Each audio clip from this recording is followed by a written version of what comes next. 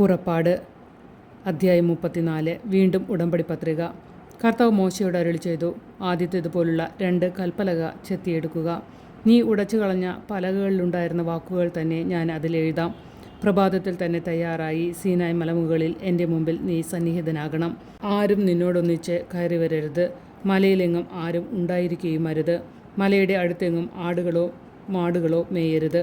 ആദ്യത്തേതുപോലുള്ള 2 കൽപ്പലക മോശ ചെത്തിയെടുത്തു. കർത്താവ് കൽപ്പിച്ചതനുസരിച്ച് അവൻ അതിരാവിലെ എഴുന്നേറ്റ് കൽപ്പലകകൾ കയ്യിലെടുത്ത് സീനായ് മലയിലേക്ക് കയറിപ്പോയി. കർത്താവ് മേഘത്തിൽ ഇറങ്ങി വന്ന് അവൻ്റെ അടുക്കൽ നിൽക്കുകയും കർത്താവ് എന്ന തൻ്റെ നാമം പ്രഖ്യാപിക്കുകയും ചെയ്തു. അവിടുന്ന് ഇപ്രകാരം ഉദ്ഘോഷിച്ചുകൊണ്ട് അവൻ്റെ മുൻപിലൂടെ കടന്നുപോയി.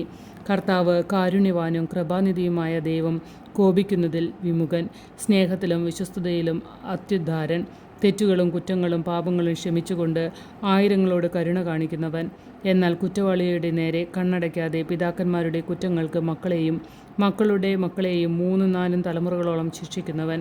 മോശ ഉടനെ നിലംപറ്റി കുമ്പിട്ട് ആരാധിച്ചു. അവൻ പറഞ്ഞു, അങ്ങ് എന്നിൽ സംപ്രീതനെങ്കിൽ കർത്താവെ, അങ്ങയോട് ഞാൻ അപേക്ഷിക്കുന്നു.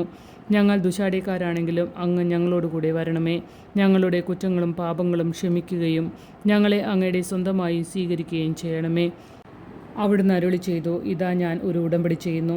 ലോകത്തിലൊരിടത്തും ഒരു ജനതയുടെ ഇടയിലും നടന്നിട്ടില്ലാത്ത തരം അത്ഭുതങ്ങൾ നിന്റെ ജനത്തിൻ്റെ മുമ്പിൽ ഞാൻ പ്രവർത്തിക്കും. നിന്റെ ചുറ്റുമുള്ള ജനതകൾ കർത്താവിൻ്റെ പ്രവൃത്തി കാണും.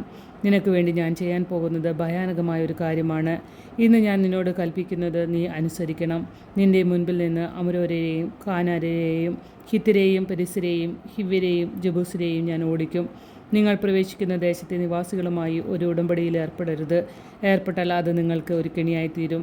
നിങ്ങൾ അവരുടെ ബലിപീഠങ്ങളും വിശുദ്ധ സ്തംഭങ്ങളും തകർക്കുകയും അക്ഷേര ദേവതയുടെ പ്രതിഷ്ഠകൾ നശിപ്പിക്കുകയും ചെയ്യണം.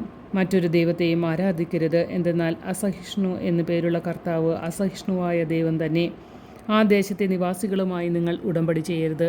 ചെയ്താൽ തങ്ങളുടെ ദേവന്മാരെ ആരാധിക്കുകയും അവർക്ക് ബലിയർപ്പിക്കുകയും ചെയ്യുമ്പോൾ അവർ നിങ്ങളെ ക്ഷണിക്കുകയും അവരുടെ ബലിവസ്തു ഭക്ഷിക്കാൻ നിങ്ങൾ ഇടവരുകയും ചെയ്തേക്കാം.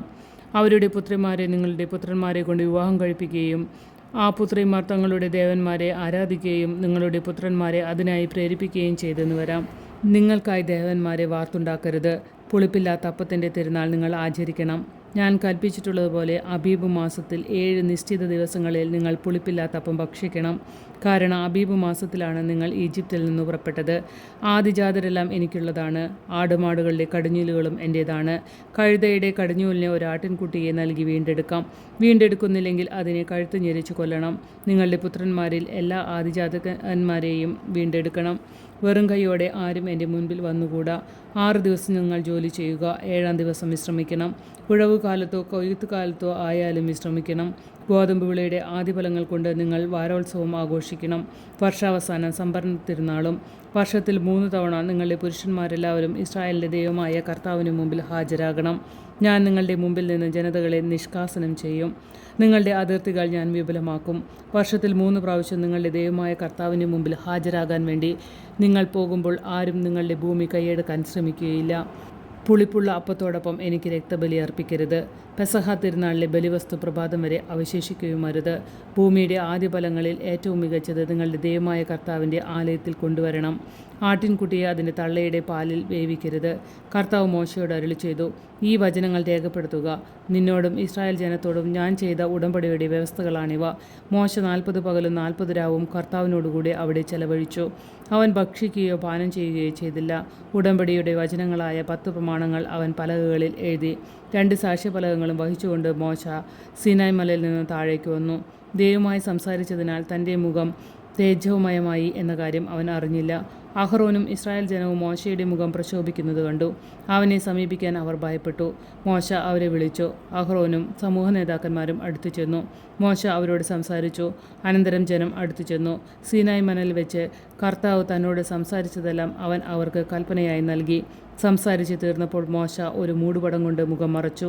അവൻ കർത്താവിനോട് സംസാരിക്കാൻ തിരുമുമ്പിൽ ചെല്ലുമ്പോഴോ അവിടെ നിന്ന് പുറത്തു വരുന്നവരെയോ മൂടുപടം ധരിച്ചിരുന്നില്ല. അവൻ പുറത്തു വന്ന് അവിടുന്ന് തന്നോട് കൽപ്പിച്ചവയെല്ലാം ഇസ്രായേൽ ജനത്തോട് പറഞ്ഞിരുന്നു. ഇസ്രായേൽ ജനം മോശയുടെ മുഖം കണ്ടു. മോശയുടെ മുഖം പ്രകാശിച്ചിരുന്നു. കർത്താവിനോട് സംസാരിക്കാൻ അകത്ത് പ്രവേശിക്കുന്നവരെ മോശ മുഖം മറച്ചിരുന്നു.